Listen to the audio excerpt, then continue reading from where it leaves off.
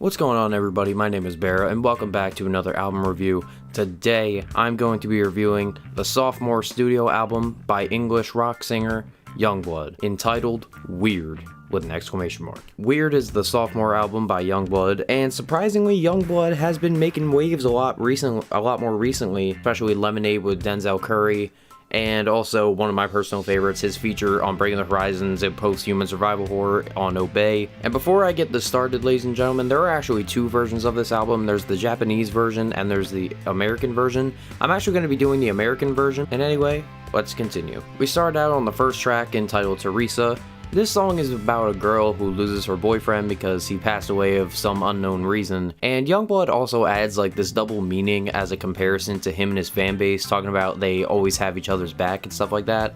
The song really does take like a progressive rock approach as it begins with a very soft piano ballad, and as it progresses it uses a similar structure to a lot of like mid-2000s emo rock. I'm going to be doing a lot of comparisons to Machine Gun Kelly's Tickets to My Downfall, because let me just tell you, this album did everything so much better than what was on MGK's album. And Yungblud doesn't overblow and over-accentuate his performance, unlike his predecessor Machine Gun Kelly, who relied too much on over-compression of the songs and a bad, powerful vocal delivery, and it also concludes on the same piano. Really, this is just a great definition of showing us what this album is going to consist of, and we are just in a wild ride if that's the case.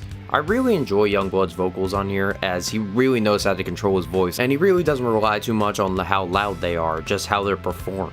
The next track is called Cotton Candy. This song is basically about sexual liberation and how people don't need to be ashamed of who they are. And if you guys didn't know, Yungblud actually just recently came out as pansexual and polyamorous. And if you don't know what polyamorous is, it's basically you have multiple relationships. And this song is basically how he sees himself as a person in his sexuality. Basically, he also expresses how he has multiple relationships and he wants to stick to one person as well, but he just can't stick to it because he just doesn't really catch the idea of just being monogamous. The first line of the song is Tallulah knows that she's not the only one I'm holding close. And while the chorus may seem mundane and boring, as you can see here on the screen, you need to really dig deep into the meaning of this song.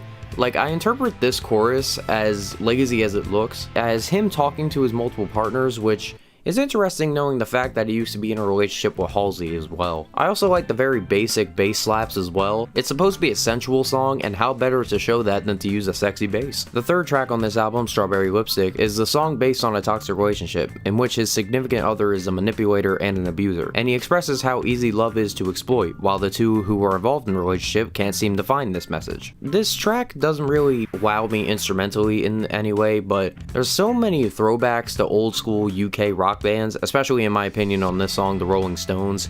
I'll try to give more comparisons as this goes on. The song is just so enjoyable despite the kind of heavy subject matter as well, and especially awesome guitar work from Yungblud and Chris Grietti. Solid solo. The next track, Mars, is probably my favorite on the album. The song is actually inspired by a transgender girl that Yungblud met while he was on Warped Tour back in 2018 in Columbia, Maryland of all places. And Yungblud actually explains the song from Apple Music as, "This was the hardest song on the album. It took a year for me to get it right. It's about a young trans girl I met in Maryland. She told me that her parents couldn't fathom the idea of her being trans. They thought it was just some sort of phase. All she wanted to do was get her parents to a Yungblud show, because maybe they'd see other people like her. So she saved up and came with her parents. They saw the passion, the energy, the noise, and the sheer reluctance to be anything other than who my fans are. And they accepted her as their baby girl. I can't find her, and I don't know if I want to. My dream is to go to Maryland one day and play some arena." Which, by the way, Yungblud, yes, you are very welcome. I'll know it's about her, she'll know it's about her, but no one else does, and that's just the most magic thing in the world. The song actually pays a lot of homage to David Bowie's Life on Mars, just adding more and more to this amazing pizza that is this song. Just so many toppings upon toppings upon toppings on an already great subject matter. The song in instrumental style reminds me a lot of Real Friends, I've Given Up on You, but also has some elements of Green Day's American Idiot as the song progresses. I don't even care about this song having some weak lyricism in the chorus, as you can just really hear the hurt and the tears coming from his performance.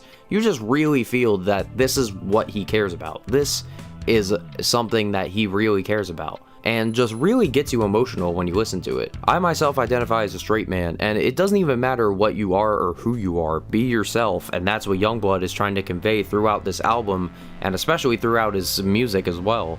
and this song is probably just one of the best songs of the year in my opinion. The next track, Super Dead Friends, obviously inspired by the Beastie Boys down to the sound of his voice, and even the instrumental, which I can also say personally reminds me a lot of Good Charlotte as well. The song is about drugs, but has a very different take on it. Instead of telling people to not take them, he tells them to take them safely, and basically about wanting to escape and having fun, but do it with caution, which I think is a very controversial message depending on the drug of choice. Like, if it's weed, cool, but what if it's like heroin or something? I'm pretty sure his way of thinking is like the drugs that don't kill you, but I just had that thought in the back of my head. I do enjoy and admire the experimentation with the Beastie Boys sound, and also arrangement-wise, considering we went off the slow and powerful Mars, and then moved to a more chaotic track in the form of this song, despite me not having a lot of love for this track. This next song is called Love Song, and it's actually about Halsey and his perception of love. I think this song was made while they were still together, which seems kinda weird. You suck! But they remain good friends and still associate, and Yungblud really delivers a message that really twists your mind in a way. And before I get to it, the acoustic guitars on this track really remind me a lot of Oasis's Wonderwall. I have no idea why. I don't say this very often, but I had a lot of violence in my house growing up. I was always very loved as a kid, but my idea of love and what it meant to fall in love got skewed. It was like, if this is love, fuck that shit. I'm going to be alright on my own. Thank you very much. But then I met someone and fell in love, and I realized I'd never been more wrong in my life. It's about falling in and out of love with your arms open. Great message also being conveyed here, as I've seen a lot of people actually struggle with this type of problem before, especially because he saw his parents, quote, love each other in that way. So that can really fuck up your mind and really think this is what love is. I actually didn't know this until I researched it, but Halsey was allegedly in an abusive relationship with her ex, and she's actually very outspoken about it, so this is a very caring gesture for Yungblud to convey to his ex and friend. One of the more interesting titles on the album, God Save Me But Don't Drown Me Out. The song is basically about insecurity and not letting it define who you are as a person. Similar instrumentation to Cotton Candy, not really anything special about it. Like, you can really hear the emotion behind his voice, like, very powerful in this track of most of them. As he discusses his insecurity and his feelings about how he can make himself better. He even stated that you can hear him crying in the song, which I personally didn't hear him crying, but I did hear times where it seemed like he was about to break into tears because of his performance. It may not be anything interesting in instrumentation, as it is one of the weaker ones on the album, but still, I love when an artist really talks about subjects that are personal to them and they're passionate about. And almost every song on this album is incredibly personal to Yungblud himself. The next track, Ice Cream Man, this song is literally about not giving a fuck. Like, Yungblud states that he really just wrote this song for fun and has had it for like 2 years. And you can really tell if you listen to his previous album, 21st Century Liability, it would fit more on the tracks on that album. The song really just talks a lot about not forgetting where you come from. I think it's really charming to actually have this song on here. Most of the time, I would just put a song that doesn't really have meaning to it or doesn't really accentuate anything in any way, but this album just gives us some fun tracks to enjoy and to not look into anything below the surface. Considering I spend hours dissecting an album, it's always great to just have a break and have a song to just enjoy. And then we go to the title track of the album, Weird. Weird is basically Yungblud talking about how all of his struggles in life have made him weak, and some have made him strong. For example, in the 18 months leading up to the song's release, he had several problems and several struggles, like almost losing his mother in a car accident, got into a relationship and got heartbroken, blew up and got famous, fell into a depression and had suicidal thoughts, and how all of this negativity was destroying him and covering him up, but he broke through and he got through all of his problems. This is a very similar problem that I've personally witnessed. Like, this last year has been full of hardships and great things in my life, and despite me going through my anxiety and my depression, I was able to succeed. Like, I just understand this song on such a personal level and it just really hits me. Despite the very basic structure of the pop rap style this song has, I just can't help but support and enjoy it. The next track on this album is probably the weakest in my opinion, Charity.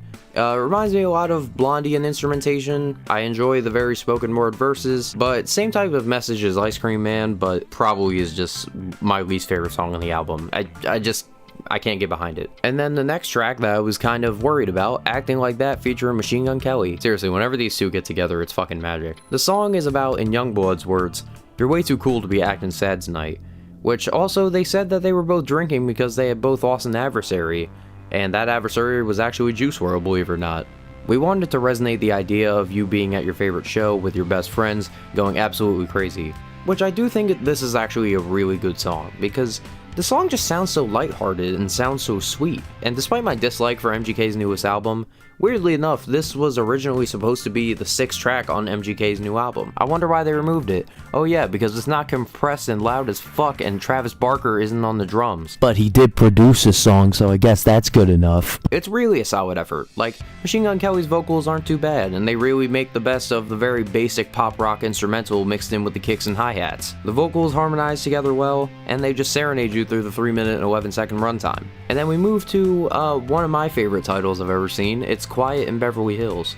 It's such a pretty instrumental with the interwoven acoustic guitars matching Yungblud's somber tone as he talks about his distaste for the music industry and how he feels trapped and almost dead because he's just being controlled by suits who ask him to create, and how his peers just basically only talk about how good they did on the charts, but he really just wanted to make music to build a community. All I have to say is, I appreciate you, Yungblud. Very genuine feelings about the corrupt industry of the music world, and he really is just trying to convey how he feels in his music. One of the most personal and down-to-earth mainstream artists, in my opinion. Then we close out the album with The Freak Show. This is basically just a Yungblud Jesus of Suburbia. Multiple parts, multiple progressions, dynamic changes, and they all come together so well to close off this great album. Now, I had to think really hard about this because I really love this album, and some of the instrumentation may have been a little bit too generic, and there could have been a little bit more experimentation on instrumentals, but lyrically and performance-wise, Yungblud does an amazing job. He tackles some of the less talked about subjects, and really just talks about his own problems, and really, it's just an amazing album to listen to. If you're a fan of pop, if you're a fan of rock, just anything in general. So many callbacks to classic rock bands, and he just utilizes them so well, and he just creates something that he really feels passionate about, and I just can't help but love it.